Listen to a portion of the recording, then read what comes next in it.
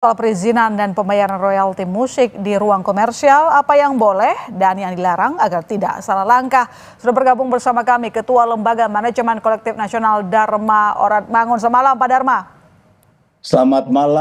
Selamat malam buat Kompas TV yang juga mau mengedukasi masyarakat dengan acara ini. Terima kasih dan yuk kita ngomong dengan persuasif gitu. Ya, dengan sejelas-jelasnya sehingga semua bisa mengerti, termasuk juga pengusaha kafe yang sekarang sudah tidak mau memutar lagu Indonesia di kafenya, Pak. Jadi gini, tak mau bayar royalti, pengusaha beralih putar suara instrumen. Bagaimana tanggapan dari LKMN? Pertama sekali kita harus tahu persis musik instrumentalia pun itu ada hak ciptanya. Kemudian suara alam atau suara burung dan lain sebagainya itu ada produser yang merekamnya, mau itu badan usaha atau pribadi. Hasil dari rekaman itu disebut hak terkait terhadap rekaman tersebut. Itu namanya produser fonogram. Itu oleh undang-undang diatur bahwa produser fonogram mempunyai hak terkait. Untuk karya cipta lagu, si pencipta lagu mempunyai hak cipta. Ada dua kamar, hak cipta dan hak terkait gitu. Jadi produk itu ada hak ciptanya. Sebuah karya cipta lagu dan musik atau instrumentalia itu kan lagu dan musik. Ketika dibunyikan di ruang publik, memberikan dampak ekonomi kepada penyelenggara, wajib hukumnya untuk mendapatkan izin atau membayar royalti melalui LMK, LMKN. Itu amanat dalam undang-undang. Termasuk instrumen? Instrumentalia itu kan karya musik. Ya. Dan itu pun harus bayar. Lagunya. Iya, di situ ada pemain gitar yang memainkan notasinya dan lain sebagainya gitu. Produser fonogram pun mendapatkan hak terkait di dalamnya gitu.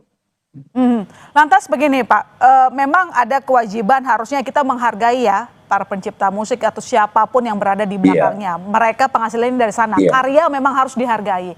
Tapi tampaknya mungkin Pak yang terjadi di lapangan itu banyak yang masih belum mengerti. Nah artinya apakah memang dari pihak Pak Dharma juga tidak memberikan sosialisasi yang pas sehingga mereka jadi bingung begitu loh Pak, seperti pengusaha kafe kayak berat. Padahal sebenarnya secara angka kan nggak mahal-mahal banget sebenarnya ya kalau kita hitung per tahun. Saya pastikan angka kita, tarif kita paling rendah dibanding dengan negara-negara lain di dunia. Nah iya, maksudnya sudah rendah, murah, tapi kok tampaknya seperti ada keraguan, bahkan kayak aduh ini kayaknya seakan-akan mahal begitu. Mungkin mereka belum tahu gitu. Apa sosialisasinya nanti? Karena narasi yang dibangun di ruang-ruang media sosial, orang dengar media sosial aja tanpa ngobrol sumber dari pemerintah gitu kan. Bahwa seakan-akan bayar royalti bangkrut. Padahal tidak, ini justru melindungi pelaku-pelaku kreatif itu. Dan tarif ini tarif yang paling rendah, disesuaikan dengan kondisi perekonomian nasional.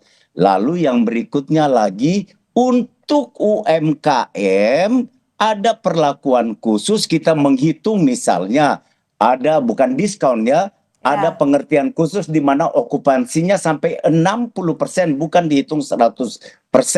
Kita melihat juga jumlah kursi di jumlah ruangannya dan lain sebagainya gitu. Kemudian kita memudahkan untuk hari gini kalau mau baca itu tinggal ketik di Google langsung keluar bagaimana syarat-syarat mengurusnya. Lalu kita juga membuka website kita untuk. Tapi ini kan ada satu kasus yang tiba-tiba blow up. Nah kasus itu pun harus dilihat. Itu karena gerainya ada puluhan. Dan sudah tidak membayar sejak tahun 2022 hingga 2025. Bukan ujuk-ujuk angkanya muncul segitu. Ya ini yang memang harus dijelaskan Pak Dharma. Jadi penyelesaiannya juga bukan langsung pidana, tidak. Ini kan ada proses yang pada akhirnya harus dipidanakan. Nah tapi yang terjadi kebingungan juga nih Pak Dharma. Sebenarnya mekanisme pembayaran royaltinya bagaimana? Karena itu banyak yang bingung apakah ini tarif yang dikenakan itu per penyanyinya, per lagunya, atau sebenarnya itu akumulasi misalnya? Akumulasi, jadi bukan bayar per lagu Jadi loh. berapapun Jadi, lagu yang diputar, siapapun penyanyinya, yang penting per tahun 120.000 tadi ya, ada hak cipta dan... iya, jadi begini Bu, misalnya di kafe itu, kita blanket license. 1 tahun itu dia boleh putar 1 juta lagu, 2 juta lagu, 3 juta lagu, 10 lagu, 500 lagu, silakan. Tapi tarif per kursi itu per tahun diakumulasi hak cipta dan hak terkait menjadi 120.000 Rp20.000 per tahun. Itu pun kita tidak menghitung 365 hari. Kita tahu ada bulan puasa dan lain sebagainya, sehingga sangat kooperatif untuk menghidupkan ekonomi kreatif, juga ekonomi berbasis kerakyatan sesuai dengan Perintah Undang-Undang Dasar 1945. Oke, sekarang Kurang kita... lebih begitu. Iya baik, Pak Dharma. Sekarang kita ke kesejahteraan musisi dan mereka yang terlibat di belakang sedikit saja. Bagaimana transparansi pembagian royaltinya bagi lagunya, musisi dan siapapun yang terkait produser dan lain-lain di belakangnya? Iya, kita punya mekanisme yang kita sesuaikan dengan kondisi keindonesiaan. Misalnya, ada LMK KCI, LMK apa? 15% dari yang terhimpun semua itu dibagi merata. Kemudian yang sisa 85% itu dibagi, ada yang data kita hybrid, ada yang ada data kita bagikan berdasarkan pemutarannya atau penggunaannya. 50% yang sisa dari dana yang ada kita sebut unclaimed karena tidak terdata siapa penciptanya, siapa penyanyinya, itu kita bagikan berdasarkan kuota, di mana pemberi kuasa yang disebut anggota itu masing-masing di LMK-nya masing-masing. Nah, artinya para musisinya nanti dipastikan akan menerima royalti sesuai dengan yang dikutip ya Pak? Saya pastikan karena kita diangkat sumpah untuk hal demikian, lalu setiap tahun seluruh LMK diaudit dan dipertanggungjawabkan keuangannya. Nah, satu lagi, LMKN hanya menggunakan 2%.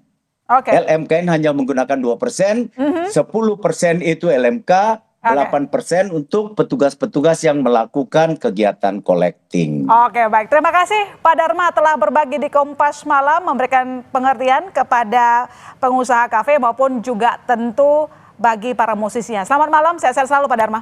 Iya, closing statement aja. Boleh, singkat saja, singkat saja. Iya, pakai lagu aja, lagu Indonesia atau lagu apa saja, lagu tradisional, kita menghidupkan peradaban kita, peradaban bangsa melalui lagu dan musik. Terima kasih. Terima kasih Pak Dharma, selamat malam. Sampai jumpa lagi.